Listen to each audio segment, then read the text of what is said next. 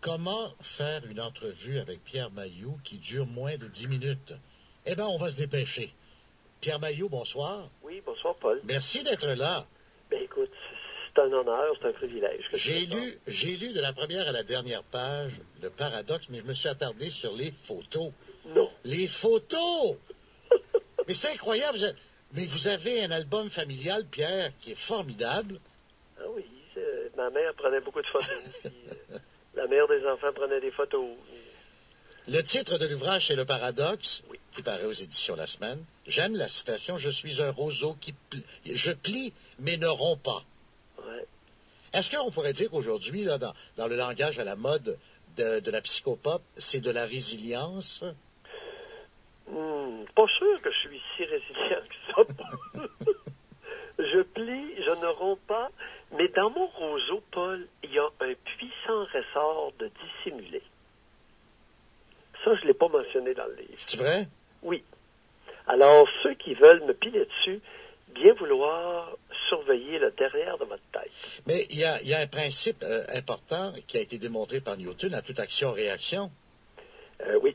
Parce que pour venir à ton histoire de résilience, je ne sais pas, c'est un bon point. Non, mais c'est parce qu'on entend tellement ce mot-là. Parce que je suis rancunier, je suis vengeur, Paul, ça n'a pas de maudit bon sens. Écrase-moi, mais fais attention, arrange-toi pour que je reste à terre, sinon t'as un ennemi à vie, là. Oui, mais Pierre... C'est ça, la résilience? Regardez, la résilience, Pierre Mailloux, c'est que vous avez vécu votre 11 septembre. Tout le monde parle du 11 septembre, en pensant aux événements du 11 septembre 2001. Vous, votre 11 septembre, vous l'avez eu. Moi, j'ai été opéré à cœur ouvert le 11 septembre. J'ai mon 11 septembre. Et vous, c'était le 11 septembre 1988. Quand vous êtes venu à un cheveu de la mort, que vous avez perdu une jambe, dans un accident tellement bête, quand on lit ça, j'avais pas eu les détails. Et il y a des gens qui disent, si c'est pas de la résilience, d'avoir survécu à tout ça, puis d'avoir continué quand même, le chemin, il y en a peut-être qui... Je sais pas. Écoute, ça dépend de ce qu'on veut dire par résilience. C'est un mot qui devient presque fourre-tout, là. Initialement, c'était pas pire, mais là, résilience, c'est appliqué un peu à toutes les sauces et peut camoufler. Ça devient presque un parapluie, Paul. C'est pour ça que j'ai un peu de difficulté à aller m'y abriter. Oh, c'est bien dit. C'est sage. C'est beau, ça. Moi, je retiens une chose. Pire, Paul. Non, mais vraiment, je pense on ferait un bon team. Il y aurait du plaisir à y avoir, Paul. Mais Pierre, j'ai retenu quelque chose qui m'a frappé. Vous avez été un jeune homme qui a eu des responsabilités très importantes à un très jeune âge. À 6 ans, Pierre Mailloux était chargé d'allumer le poêle à bois matinal. Oui. Jouer avec des allumettes, puis jouer avec un poêle à bois à 6 ans, il faut avoir la confiance de ses parents pour faire ça. Il faut croire que j'inspirais confiance. C'était toujours bien fait. Puis ma mère était probablement réveillée. Je ne sais pas. Tu sais, ma mère était une lève-tôt, une réveille-tôt. Et moi, 5h15, 5h30, j'allumais le poêle. Puis ensuite, vers 5h15, les deux ans plus tard, vois-tu, j'allais servir la messe à l'église. Oui. Et j'allumais le poêle avant de partir. Ça, c'était ma deuxième observation parce que je m'aperçois qu'il y avait un tarif syndical.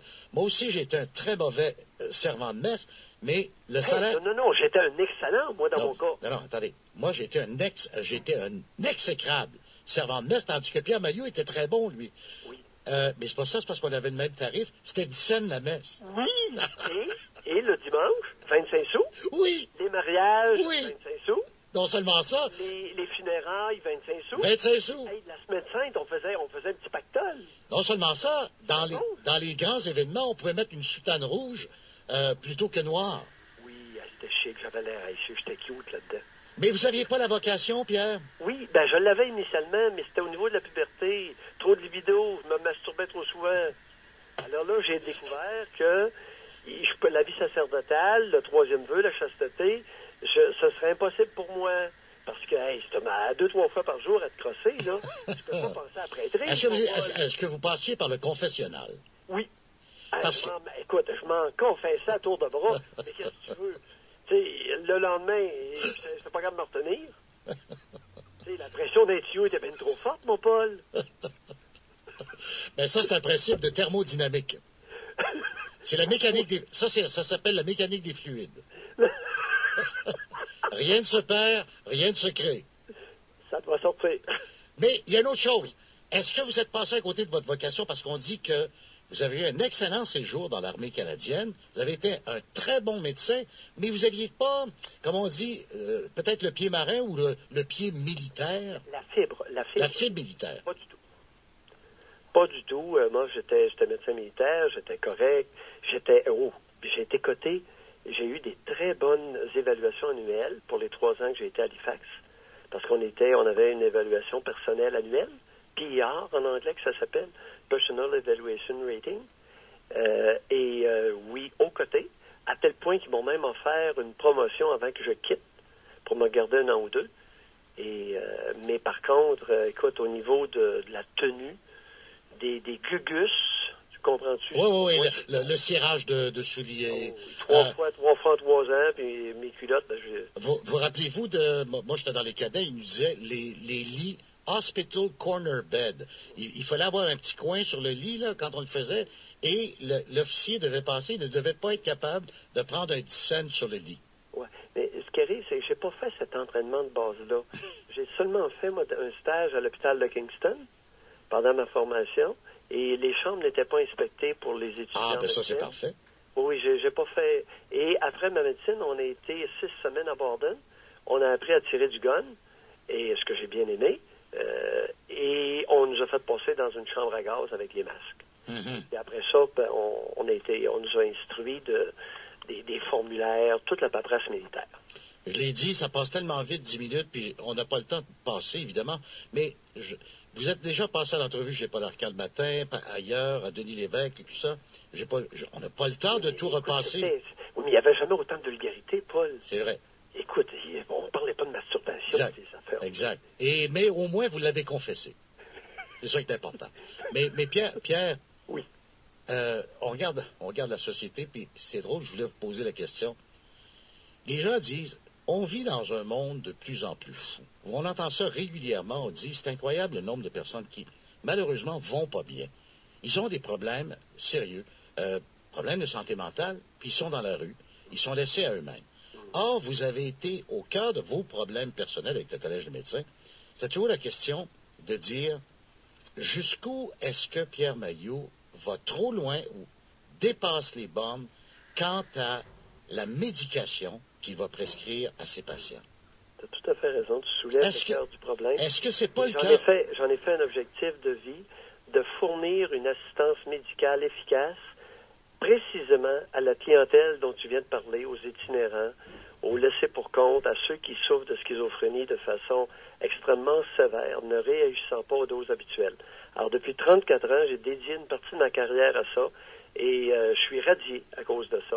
Maintenant, pas uniquement parce que les propos, tout le monde en parle, de ma parution au Bougon, et puis d'avoir littéralement planté une psychologue dans un rapport d'expertise m'a valu 5 ans de radiation sur chaque chef. Alors, les mégadoses, à mon humble avis, n'étaient qu'un prétexte. Parce que j'ai été radié 2 ans pour avoir utilisé des doses élevées d'antipsychotiques chez les personnes sévèrement atteintes. Et je viens d'avoir le résultat il y a 2 semaines.